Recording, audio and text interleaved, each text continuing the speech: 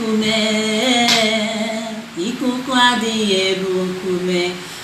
Uruchioma na ụmụnne m, asị m ka onye chikwara ya zere maka ndị na-anaghị anụ asụsụ Igbo anyị ga-atara anyị na-eme gịnị ide ebukọta asụsụ oyibo na asụsụ Igbo ọnụ, mana ya ma wee melu asụsụ anyị ga-ejisi ike na-ebukọta ya ọnụ to carry you people along n'ọnụ oyibo. Tupu anyị amalite, were ajụjụ ọbụla ị nwere ịjụ wee mee gịnị wee bịaba, mana ife anyị nwere ịtụnye ọnụ n'uhuruchi a bụ na ọtụtụ mkpesa ka a na-ebutezi gbasalụ daalụ nwanne nwoke. Ọtụtụ mkpesa amamife mmemme network this night, but no matter how it goes, biko nụ nagide nụ. Ọtụtụ mkpesa ka anyị na-enweta gbasara anyị bụ ụmụ dibịa ugbu a. Ọtụtụ oge ụmụnne anyị na-ebe akwa arịrị na-atụ arịrị na-asị na anyị bụ ụmụ dibịa na-emezi gịnị na-akpa akparamagwa ọjọọ dị iche iche. Anyị wee sị na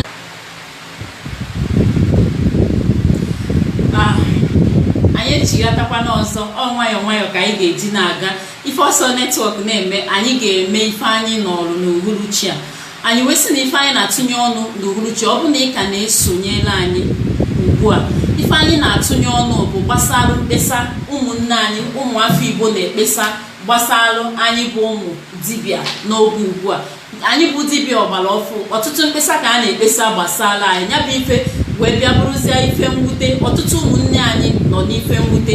Ọtụtụ ụmụnne anyị ndị nwere nsogbu dị iche iche n'elu ụwa taa nọ n'ife mwute, maka na anyị bụ ndị dibịa akpọrọ oku ka anyị mee gịnị ka anyị nyere ndị mmadụ aka. Bịaziere ọ dịza ka ya si na akparamagwa anyị ji eso ụmụ mmadụ adịchaghọzi mma, mana anyị agaghị ebi ikpe n'ọnụ otu onye. Anyị ga-adọta n'akụkụ ndị dibịa, dọtakwa n'akụkụ ndị a na-arụ ụlọ ọrụ wee mee gịnị wee tụlee ya bụ ife. N'ikpeazụ ọ bụrụ na ị nwee ajụjụ, biko ka inye aka wee mee gịnị wee jụọ ajụjụ nke gị. Biko ka ị na-ajụ ka ị na-ebie na nkenke na nkenke ka onye ọzọ nwee ike mee gịnị jụkwa ajụjụ nke ya. Ife anyị nwere ikwu wee sị biko mkpesa kalizi ewesị na akparamagwa anyị bụ ụmụ dibịa jọgbuziri onwe ya ma si gbuo nkapụ n'isi. Ọtụtụ si na anyị ji ọnụ ọjọọ na-eso ha. Ọtụtụ si na ego a na-akpọzi n'ọrụ ugbu a kazi nkụ. Ọtụtụ wee na-atụzi alịrị ọbụzi na ndị dibịa ji akparamagwa ọjọọ maọbụ na ego a na-akpọzi ka nkụ. Ọtụtụ wee na-ekwu okwu wee na-asị na ike eji alụkwụsị ọrụ nwa agwụgo ha, maka na nke alụrụ alụ otu awụ n'ezi. Anyị wee sị ka anyị bịa mee gịnị ka anyị bịa tụnye ya ọnụ ma dọwa anya bụ okwu agba. Ma tupu anyị amalite, ọ bụrụ na ị chọọ ịkpọ anyị ma anyị nye ohere oge ndị mmadụ ga-akpọba,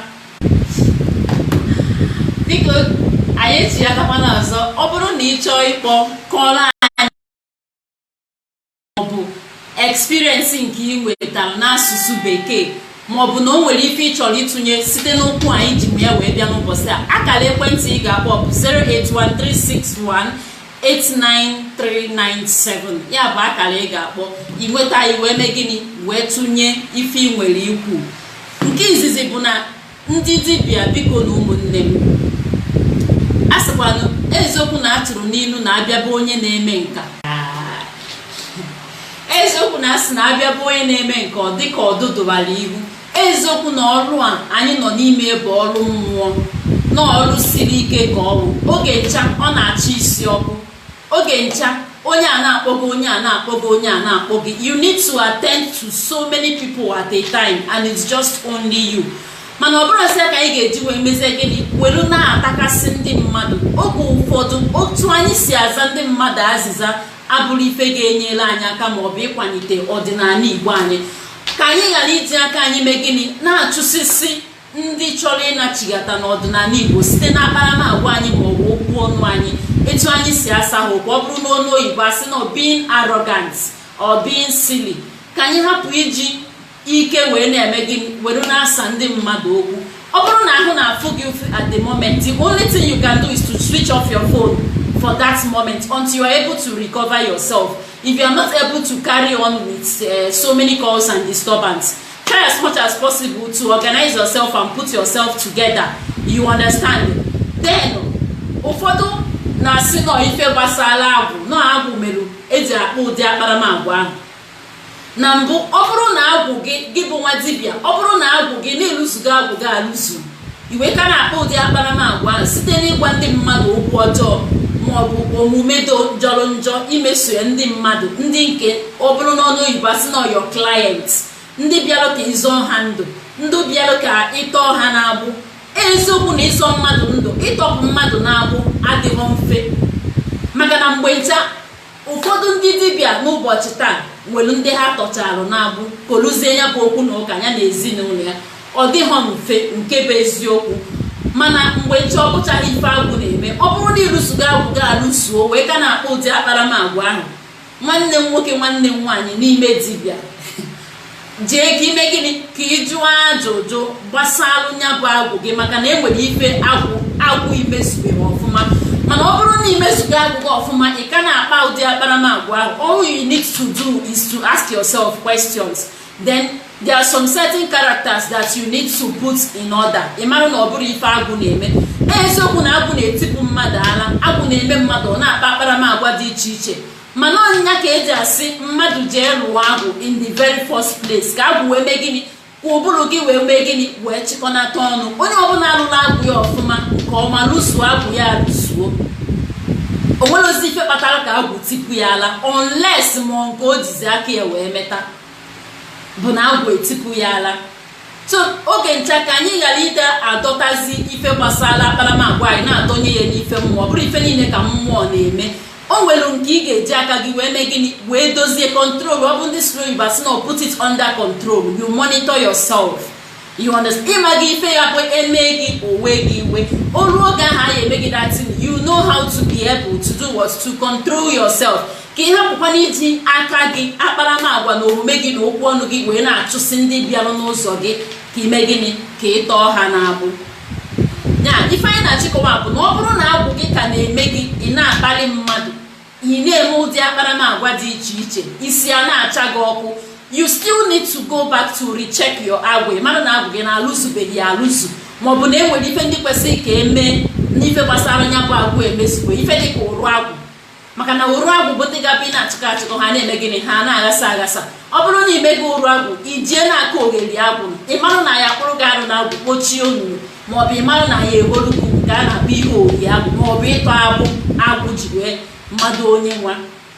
Ka anyị hapụzi ibukọrọ ife gbasara ife akparamagwa. Ọ bụrụ na ndị oyibo asị attributing spiritual physical character to spiritual life, ọ dị mma. Eziokwu na agwụ esiga, mana ife etisi gị jee lụọ na agwụ ka agwụ mee ike mee gịnị, ịkpakọnata akparamagwa gị ọnụ, chịkọnatalụ gị akụ na ụba gị, ka ife gị ghara isi dị eme gịnị, ide aghasasị aghasasị, ka ife gị niile ka eme gịnị, ka o jikọọ ọnụ. Ọ ya bụ na agwụ gbawa nwata asịsị jee lụọrọ ya bụ nwatakịrị agwụ ka ndị ọma eme gịnị, wee jikọọ ọnụ. Kedụzi ka ọ ga-asị ịlụchazikwa agwụ, ọ bụrụzie na agwụ nwaka na-aghasa gị, mmanụ na o nwere ife imetebụrụ na ya bụ agwụ.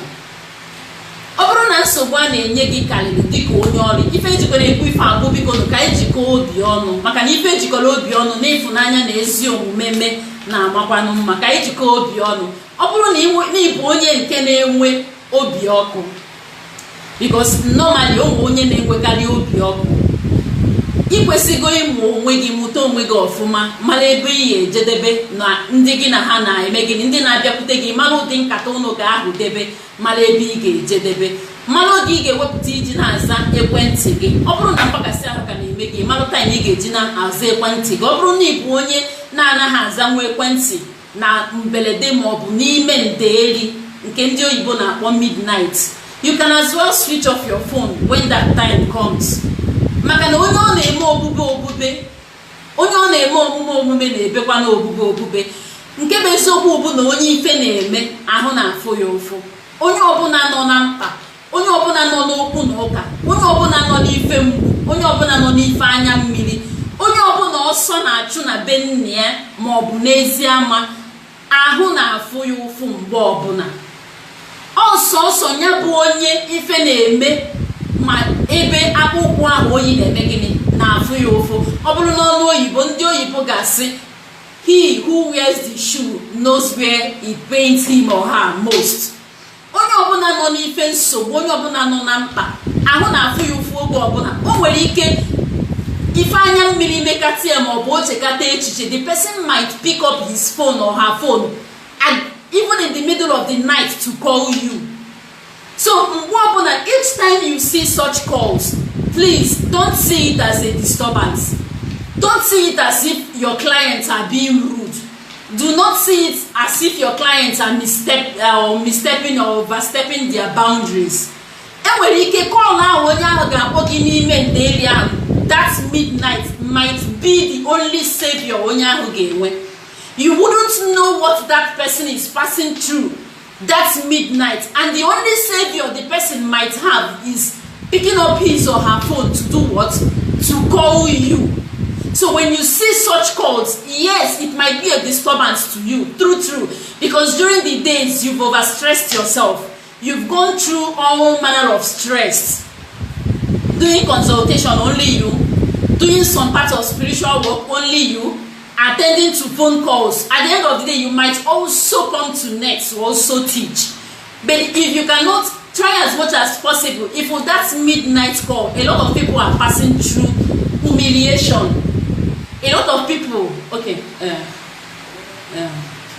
a lot of people are passing through humiliation.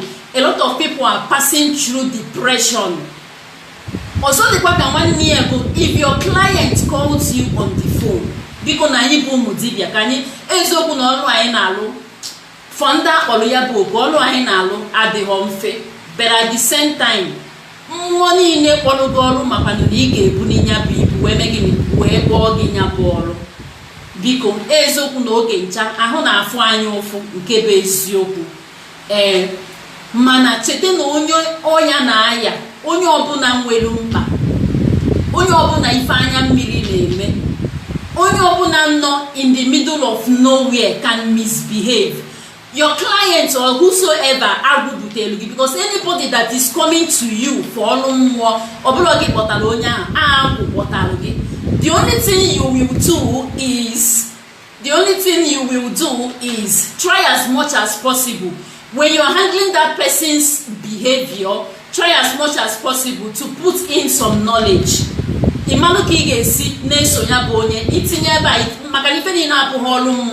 are some certain things you can also treat physically. Onye ọbụla na-pass through depression can talk to you anyhow he or she wants. A man was in the right senses, because normally the person is depressed. So when he can pick up his or her phone, speak to you in any manner he or she wants. You as onye akpọtara oku izo mmadụ ikwesịghị ịma na onye a ọ bụrụ ife gị na onye a ga-ejezi ije kọba ọnụ maọbụ mebe.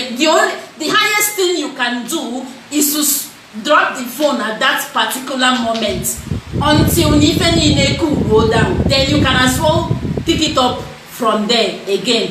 It might not be easy. It's not easy at all, because you yourself sometimes your limit is being tampered with. But at the same time,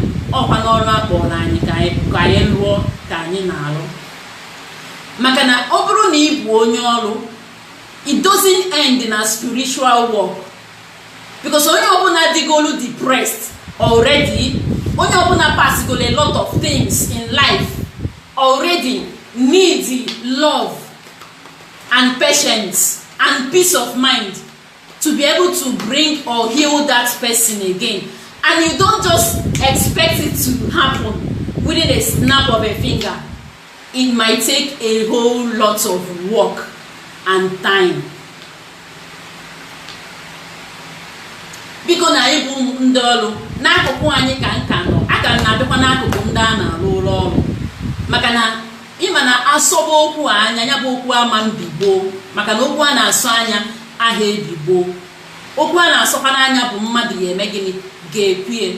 So ọ bụrụ na ị bụ onye ọrụ, try as much as possible, to do what?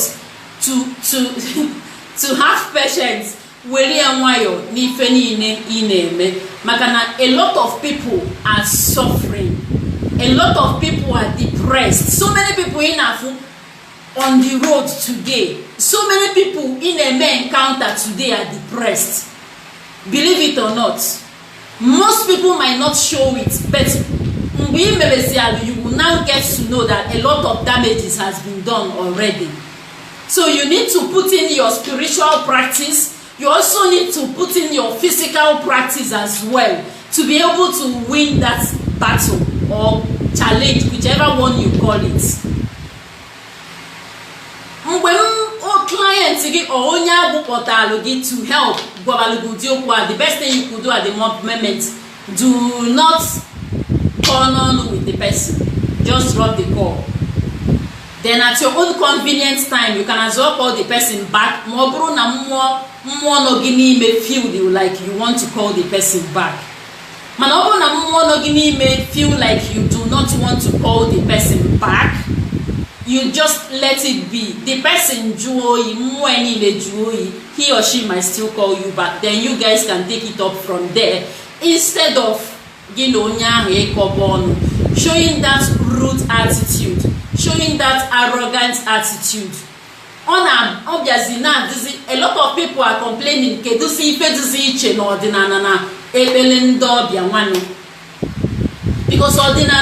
are busy preaching that everybody must return to our previous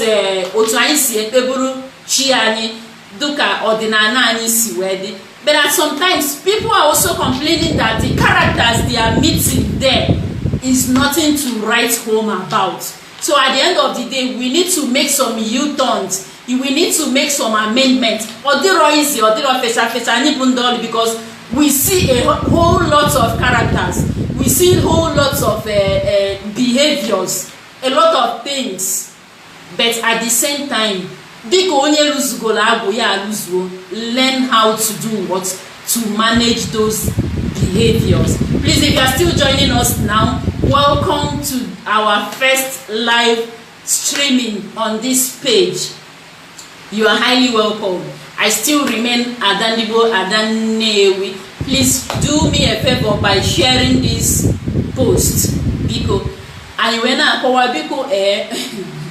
if you feel basara or they are easy or they don't face because you are going to see whole lot of characters, behaviors, attitudes.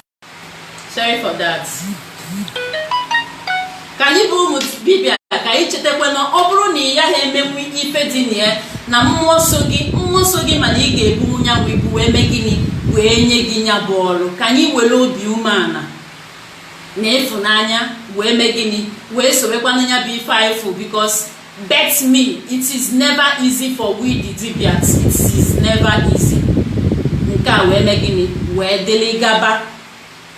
If also basakwalu eji emegini eji atu anya atutu anyi bu umu Dibia we buru ife gbasalu ife di n'ego afa na ego ọrụ.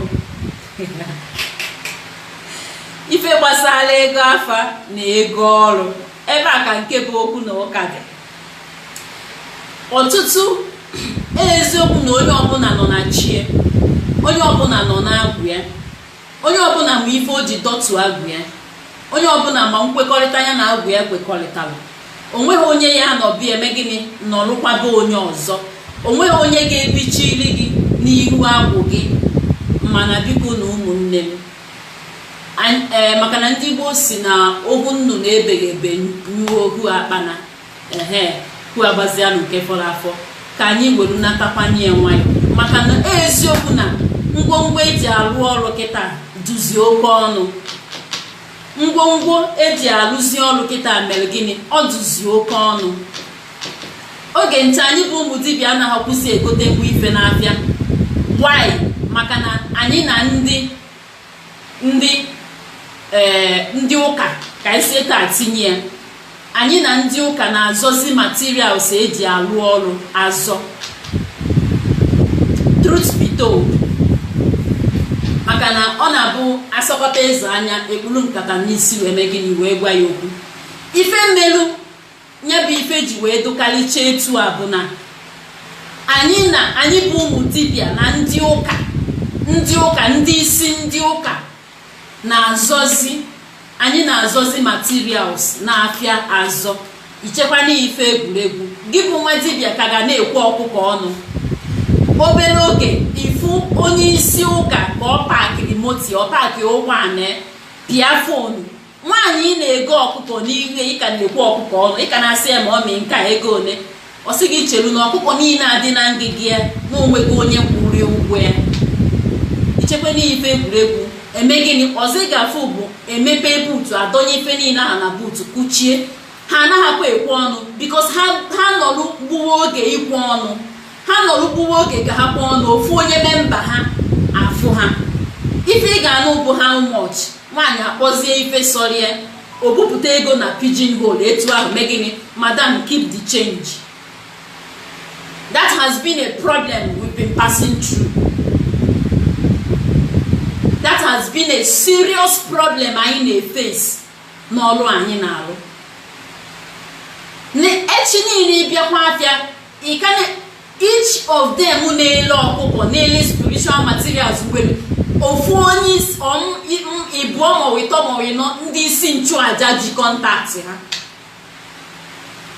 Anyị bụ ụmụ dibịa na-arụzi ọrụ ebere anyị nwere ike na gị 5 naira ijezie n'afịa ndị isi nchụaja ụka ọbịa a na-atụzie n'oke ọnụ ebe onye nwere kọntaktị onye na-ebu ihe ego na bọndụls o nwere ife o ji ngị nwa ji 5 naira eme.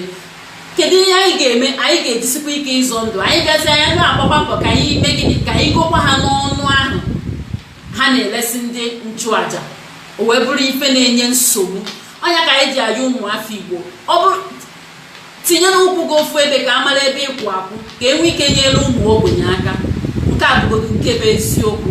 Mana anyị bụ ụmụ dibịa biko na anyị nekwa n'anya ka anyị mee gịnị ka anyị gbatuta nwa obere maka na anyị ama nsozi ndị ụka ọbịa mebe gịnị mebe ka ha si eme anyị n'anya anyị eme gịnị anyị emekwanụ maka obi ndị enu na ndị ala ka materials eji arụ ọrụ na-agalakwu ọnụ. Ego afa kedụzi reason ego afa ga-eji erucha 50,000 sọsọ ịgba afa ya bụ na nwa ogbenye ama mmezi gịnị nwa ogbenye ama njikwakwuzi mmụọ dị na be nne ya sọsọ ịgba afa ana onye ọ bụ 50 20 15 10 wee dịrịzi agaba ya bụ na nwa ogbenye eliho nni na bie ama mme gịnị ama nkwụzi ọrụ mmụọ ọma mgbanwụkwụzi afa not to talk of ije kwụziri onye bụ ọrụ mmụọ. Ka anyị wetunata n'aka n'ife anyị na-akpọ ife agụ ji eme ile dụkwana ya na mbọ aka. Ọ bụrụ na ị bụ onye akpọrọ ọrụ okwu eziokwu sọsọ ọjị nkịtị ezugolu gị iji mee ife dị ukwuu nke ụnụ nwa makwara. Ka anyị wetunata n'ọnụ eziokwu na ndị a na-arụ ụlọ ọrụ na-eji ọnụ ọjọọ oge ụfọdụ anyị bụ ụmụ dibịa ya eje ka ime amara ya emegbuo onwe anyị mana ya ejizi mgbawu wee mee gịnị wee ghara ọgụ. Anyị ejizi alụ okeke kpatara wee taa oke afụfụ. Ka anyị wetunata n'aka biko ka anyị wetunata n'aka na ya bụ ife mere gịnị ya bụ ife adị ọjọgbuo n'onwe ya. Ogbenye ama njenwukwu si n'ihu mmụọ o wee bụrụ ife jọgburu onwe ya. Ụfọdụ isi mmụọ wee mee gịnị wee na-elizi ọnụ ghara ọnụ. Ụfọdụ isi mmụọ na-erikwuzi ụchụ. Ụfọdụ isi mmụọ aha agụdozi agụdo were eri. Ụfọdụ isi mmụọ aha ajụchazi ajụcha were eri maka na ọkụkọ si n'ife ya ji ọtụ ọnụ na ana were eri abụghọ na gịnị nwa na umere kama na ọkanya jụgbuo wee mee gịnị wee rie ka ya nwee ike rie oke nke dụrụ ya ka ya hapụ iri oke mmụọ rie oke mmadụ. Ndị isi mmụọ ka anyị mee gịnị ka anyị enwere ike unu necha anya ọ bụrụ nwata nwaanyị na-ekwu okwu asị ya jee zuo ike mana ene ha anya ị ka ga-atọ ụta ofu mkpụrụ ife ma ọ bụ izi ife na abụọ ị ga-eji wee mee gịnị wee zọọ ụmụafọ Igbo. Ụfọdụ ụmụ dibịa chefuzi na o nwere mmụọ ga-abụ na gịnị esolu mgbe ahụ ị na-akpọ oke afọ ego ya bụ mmụọ eme gịnị agbacha n'akụkụ na-enenezi gị enene maka na ibutelu chi gị ụzọ igwe chọọ ịgbagbuzi onwe gị n'ọsọ.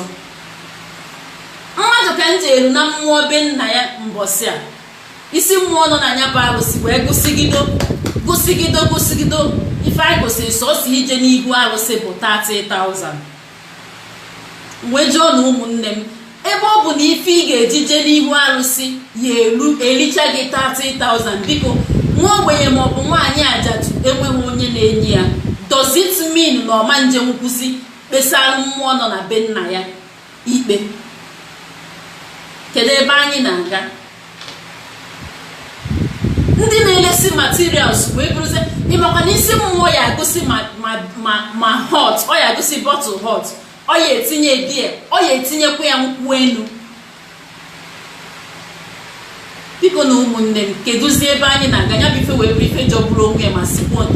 when you hear people complain about anyị bụ ndị ọrụ, honestly you will feel bad.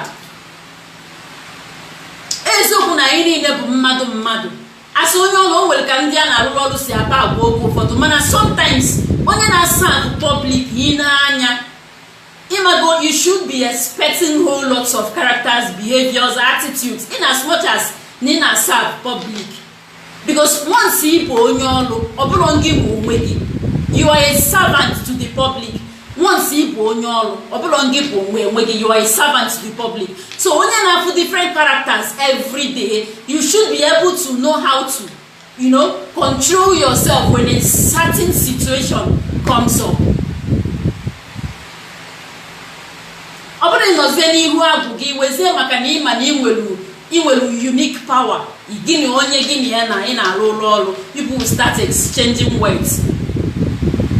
emekarịa isi ikpo ikpo bụ onye ahụ iyi, ọ bụrụ na ife dị mma ka ọ bụrụzi na ife dị mma, na ọ bụrụ ya bụ ife adịrọ mma. ọ dịrọ okeke nwaanyị ọ jọrọ njọ na ntị, ya bụ okeke nwaanyị.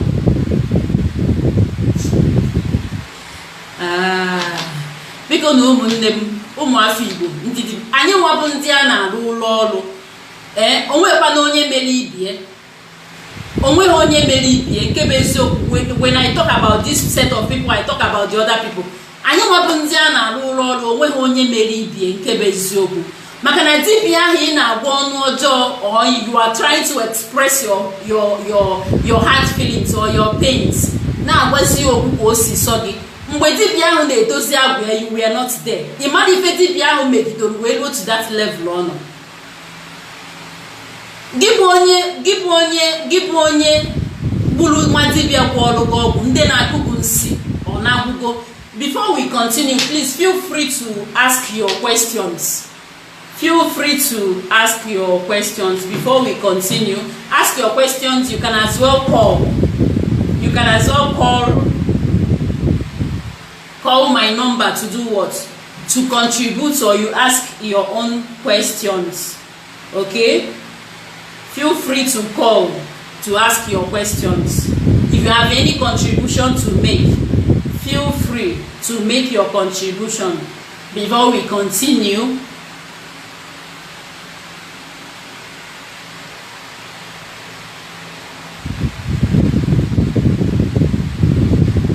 Feel free to call in to make your contributions or to tell us your own experience. The number to call is 081-361-89397. Okay, feel free to call in to ask your questions. Okay, so if anyị na-akọwa bụ biko nu onye ruo ngụ onye ji ekonye akwana ya, onye ruo onye jidesi onwe ike, because no ndị a ga-atapụ ụta bụ ndị ọcha bịara gatọkọ ọdịnala anyị.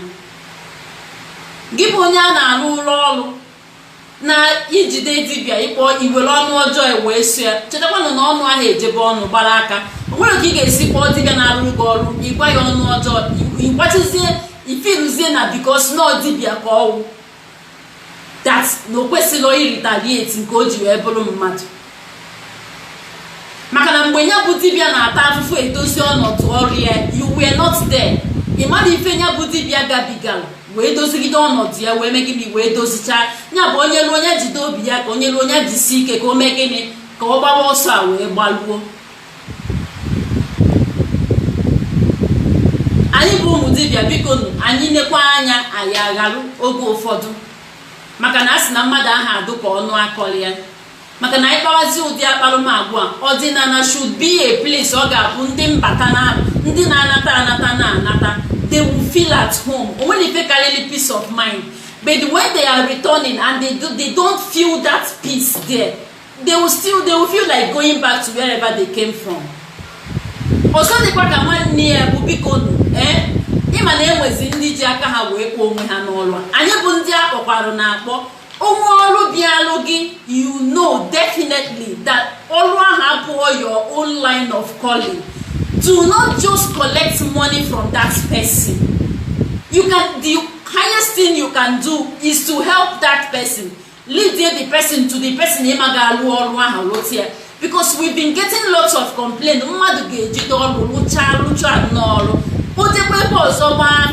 Those things will be repeating again. Those things are not important. Ezokuna mechanic ekwezi malụ ndị bụ ndị ala. Ụfọdụ ụmụ dibịa dịkwuzi arụrụ ana ije na nke ha gbaa afa gbacha afọ na o nwere ife pụta n'afa gị amara masị gị na nke a mere ka ha wee nwee ike dọpụtakwa ego nke ha. A lot of things na-eme. Ọtụtụ ndị a na-arụrụ ọrụ bụ ndị ike anaghị esu otu ebe. They don't sit down one place. Ha ga-esi ebe a pụta banye ebe a, si ebe a pụta banye ebe a. Ị na-amịghara, at the end of the day you will just create confusion for yourself. At the end of the day, you will only end up creating confusion for yourself and nothing more.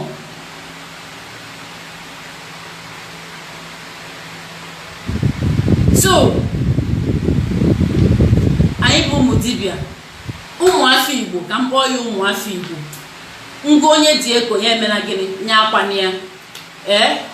Aka onye jijide nye aha. Onye ọbụla emena ka ọha maka na onye si ka o mewe ka ọha ịmara na aya ebi. Onye si ka o mewe ka ọha ịmara na aya ebi. Onye lekwanụ nya nwanne ya marụ na nwanne ya akanyụ. Ndị na-alụ akanyụ, ndị a na-alụ akanyụ. Unu mana Igbo enwe eze. Igbo enweghị eze chacha. Onye ọbụla na-ekwu ka ọ bụrụ ya nwa na-ekene bukalele. Mana please, while I wait for questions, oh boy, what do I do? Okay, give me some minutes, I'm coming. Let me see what I can do. Give me some minutes, I'm coming.